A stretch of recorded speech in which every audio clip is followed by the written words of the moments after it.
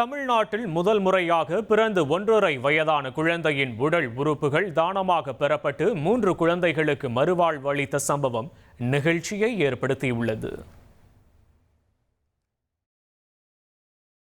திருவாரூரைச் சேர்ந்த 1.5 வயது ஆண் குழந்தை சென்னை அரசு ராஜீவ்காந்தி மருத்துவமனையில் சிகிச்சைக்காக அனுமதிக்கப்பட்ட நிலையில் சிகிச்சை பலனின்றி உயிரிழந்தது. இந்நிலையில் குழந்தையின் பெற்றோரின் சம்மதத்துடன் அவரது உடல் உறுப்புகள் மற்ற குழந்தைகளின் வாழ்வுக்காக தானமாக வழங்கப்பட்டுள்ளன. உயிரிழந்த இந்த குழந்தையின் இதயம் கோவையில் உள்ள தனியார் மருத்துவமனையில் சிகிச்சை பெறும் 1 வயது குழந்தைக்கும், குழந்தையின் கல்லீரல் குரோம்பேட்டையில் உள்ள தனியார் மருத்துவமனையில் சிகிச்சை பெறும் 4 வயது குழந்தைக்கும் பொருத்தப்பட்டுள்ளது. மேலும் சிறுநீரகங்கள் சென்னை வடபழனியில் உள்ள தனியார் மருத்துவமனையில் சிகிச்சை பெறும் குழந்தைக்கு தானமாக வழங்கப்பட்டுள்ளன. இதனைத் தொடர்ந்து உயிரிழந்த குழந்தையின் உடலுக்கு அரசு ராஜீவ்காந்தி மருத்துவமனையின் முதல்வர் மற்றும் மருத்துவர்கள் அரசு மரியாதை செலுத்தி கண்ணீர் மல்க உடலை வழியனுப்பி வைத்தனர்.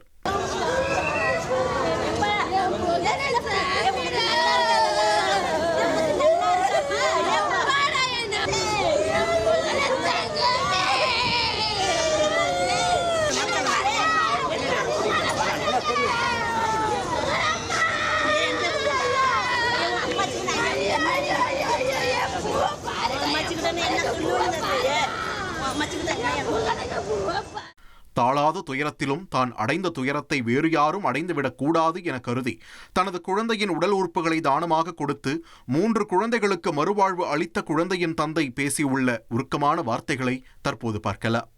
என்னால் முடிஞ்சது என் பிள்ளையால இது பண்ண முடியல, அதனால மற்ற குழந்தைங்க வருஷம் நான் இது பண்ணியிருக்கேன். மற்றபடி ஒன்றும் 1.5 வயது குழந்தையின் உறுப்பு தானம் 3 குழந்தைகளுக்கு மறுவாழ்வு அளித்துள்ள சம்பவம் பெரும் நிகழ்ச்சியை ஏற்படுத்தியுள்ளது. இனி செல்லும் இடமெல்லாம் செய்தி. தந்தி டிவியின் வாட்ஸ்அப் சேனலை ஃபாலோ பண்ணினா செல்ல இருக்கும் இடமெல்லாம் செய்தி. இதோ QR கோட் இப்பவே ஸ்கேன் பண்ணுங்க, ஃபாலோ பண்ணுங்க.